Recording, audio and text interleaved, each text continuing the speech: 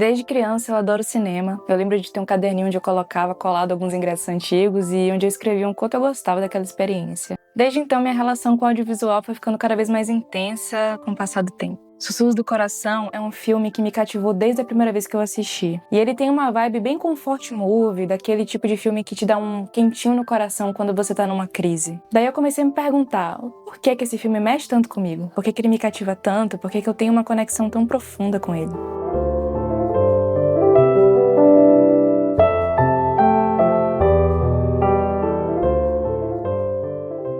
Sussurros foi lançado em 95 e traz uma atmosfera bem nostálgica, bem característica dessa época. Traz uma ilustração de uma toca em movimento, a melodia de Country Roads que repete-se em todo momento no filme, a presença misteriosa de felinos que é bem japonês, um romance adolescente delicado e, no centro de tudo, uma narrativa extremamente comum, mas talvez isso é que torne ela bem poderosa, sobre o momento em que uma adolescente precisa decidir o que ela quer fazer da vida. Tudo isso num papel de presente colorido e refinado, que é o estilo Ghibli de contar histórias. O roteiro foi adaptado nada mais nada menos por Hayao Miyazaki, e ele é inspirado no mangá shoujo escrito por Aoi Hiraji. E a direção ficou com Yoshifumi Kondo. Essa dupla basicamente transformou essa história colocando aspectos que não existiam antes no mangá. Juntos, eles aprofundaram o tema da criação artística, transformaram totalmente a relação do romance entre a Shizuka e o Seiji e ainda colocaram um ritmo bem característico do estúdio Ghibli, bem contemplativo, que você tem uma imersão bem profunda e consegue acompanhar com calma tudo o que acontece na história. Uma curiosidade bem interessante é que quando você assiste esse filme, você consegue perceber que cada personagem é único. Cada personagem tem uma certa profundidade na história. Eles são muito bem construídos, cada um tem uma personalidade definida, tem gostos, funções, camadas. E mesmo que eles não passem tanto tempo em tela, você consegue falar alguma coisa deles caso precise. A cidade é muito viva em torno da protagonista. Você consegue ver o movimento, ela se deslocando de um lugar para o outro. Você praticamente faz parte daquela cidade. Interessante que a ambientação é muito bem construída, porque parece que você sabe exatamente onde está cada local, a biblioteca, a escola, a casa da Shizuko, até o mercadinho que aparece no início do filme. A Shizuko é uma pré-adolescente que está começando a pensar sobre o que ela quer fazer profissionalmente. Ela vive com os pais e a irmã em Tóquio, num apartamento bem pequenininho, cheio de livros. Ela é o tipo de adolescente que tá sempre no quarto, lendo alguma história que ela pegou na biblioteca, ou tá escrevendo poesias. Ela tá sempre alimentando a imaginação dela, que é sempre muito viva e fértil. Ela tem uma personalidade bem infantil, mas bem espirituosa.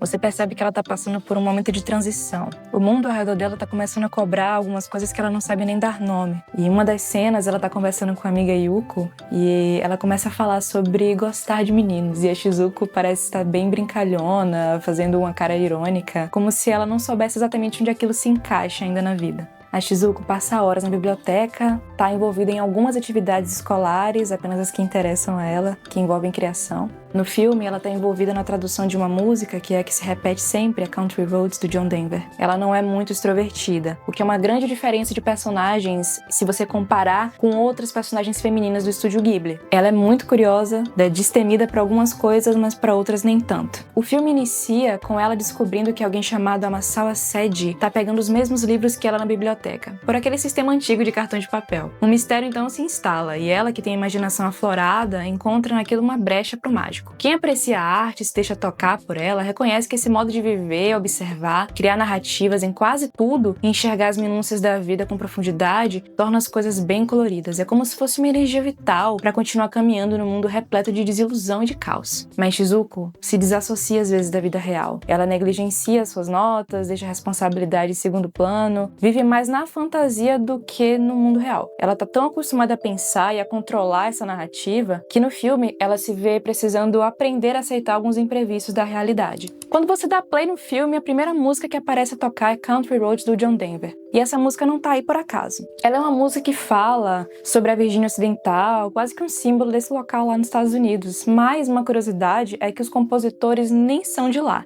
Essa música nasceu mais de uma idealização de lá do que de uma experiência que foi realmente vivida. Desde a sua origem, Country Roads vai falar menos de um lugar real e mais, na verdade, de um sentimento de pertencimento àquele lugar. Quando Shizuko decide adaptar a letra, ela não faz uma tradução muito literal. Ela, na verdade, vai transformar essa canção em algo que conversa com a sua própria realidade, que vai ser uma versão mais urbana, mais próxima da vida que ela conhece, a Concrete Roads. concreto どこまでも森を切り谷を埋め増やす東京マウントタマふるさとはconcreto.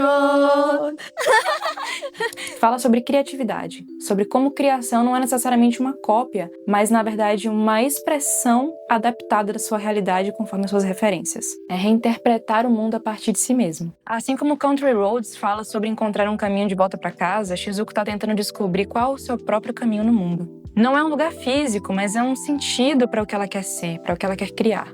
O romance aqui é construído de uma forma bem misteriosa, mas interessante. A Shizuko começa o filme olhando os cartões de biblioteca e vê um nome que se repete bastante. Sempre está anterior ao nome dela. É como se alguém estivesse pegando os livros antes dela. Ela e o Seiji, a contragosto no início, têm interações que, por acaso, constroem uma conexão forte. A Shizuko se irrita, mas se aproxima sem perceber. E o Seiji observa a distância a ela, já sabendo mais do que ela poderia imaginar. E eles vão construindo uma amizade, vão se encontrando entre as provocações e os silêncios, como dois caminhos que ainda não se decidiram se vão se cruzar. Seiji não aparece como um herói idealizado na história da Shizuko, mas alguém que já deu um passo adiante, que tem um sonho muito bem definido. E aí ele vai colocar na frente da Shizuko um espelho, obrigando ela a encarar uma pergunta que ela antes evitava, mas que se torna muito decisiva. O que eu quero ser da vida? O que eu quero fazer? E isso faz ela crescer, ela começa a pensar em como ela gostaria de ser útil, tanto para a vida das pessoas que ela ama, quanto para ela mesma.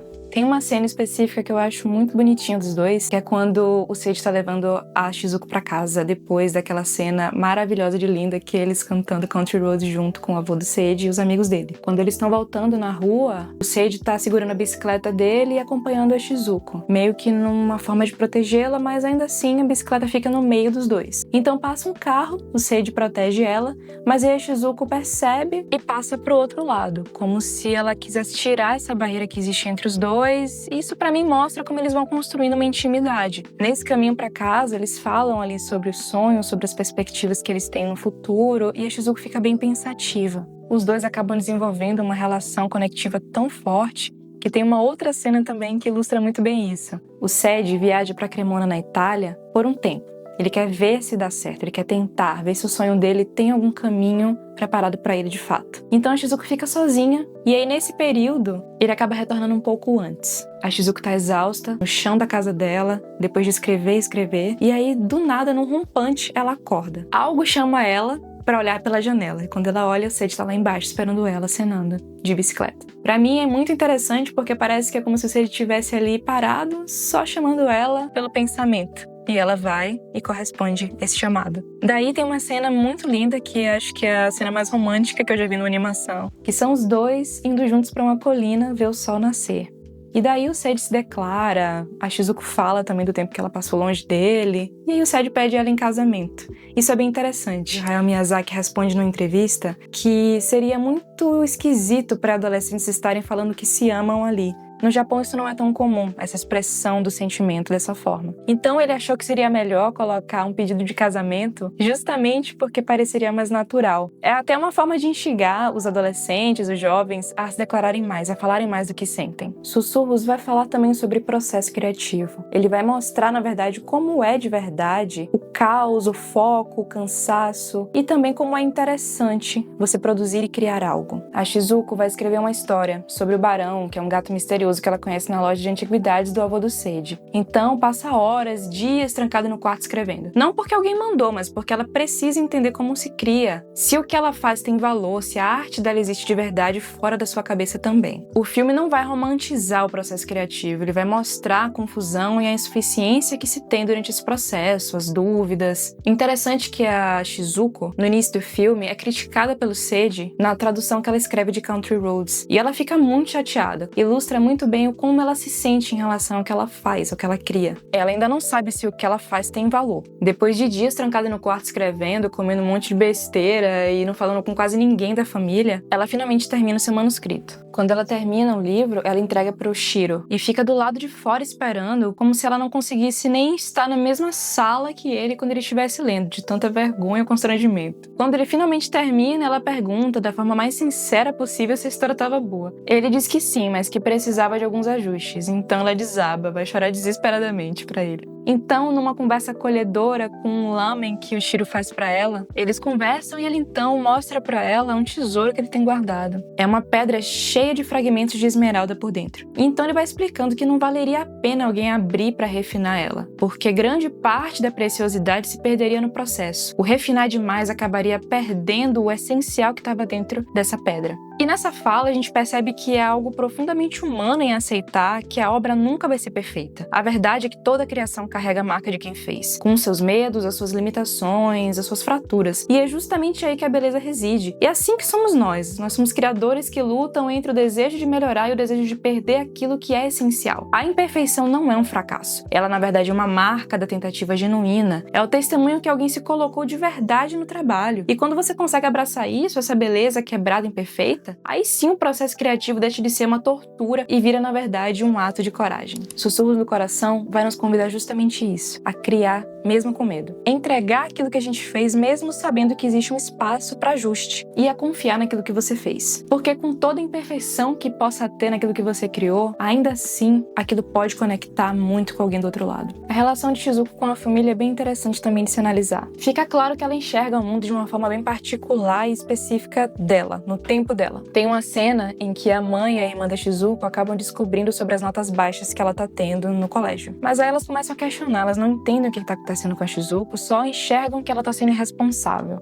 E isso vai gerar aquele tipo de atrito silencioso e doloroso que muita gente conhece em sua própria casa. Mas é o pai dela que aparece com uma fala que ficou comigo. Com maturidade e uma sinceridade, ele reconhece o esforço da filha, ele vai deixar claro que o caminho que ela escolheu tem riscos, mas que seria a responsabilidade dela caso as coisas não dessem certo. Então ele vai falar nisso tudo que nem todos precisam seguir a mesma trilha para alcançar os seus objetivos. Não é uma linha tênue, não é uma receita de bolo para todo mundo. Essa relação que ele desenvolve com a filha, cheia de amor e sem ilusão, ele vai estar dando para ela ali talvez um presente muito raro, uma autonomia real, no momento exato que ela está se tornando adulta, que ela está precisando desse voto de confiança e de uma verdade também dita para ela. Toda essa narrativa da Shizuko conversa muito comigo porque vai falar de histórias. E as histórias são assim, elas tocam a gente e talvez nos aproximem de quem a gente quer ser. Sussurros do Coração faz com que o simples ganhe profundidade, talvez seja exatamente por isso que me toca tanto. Histórias são uma peculiaridade do ser humano, elas vão fazer parte do nosso cotidiano, vão ser guardadas na nossa memória, se aconteceu com a gente ou com outra pessoa, e vão também moldar quem a gente é. Para além de celebrar a história e todos os outros tópicos antes mencionados, esse título tem um tom diferente para mim. Ele comunica uma atenção que se deve ter com a sua essência. Aquilo dentro de nós que nos move, que mexe com a nossa alma, que nos faça gritar de entusiasmo ou ao mesmo tempo chorar copiosamente. Algo que talvez é subjetivo, mas que ajude a explicar quem nós somos. A energia vital do artista, que pode se perder ou deixar de ser um grito e cada vez mais passar a ser um sussurro no nosso coração. O que de fato importa pra gente, o que nos faz brilhar os olhos, é aquela faísca que nunca deve ser apagada dentro de nós.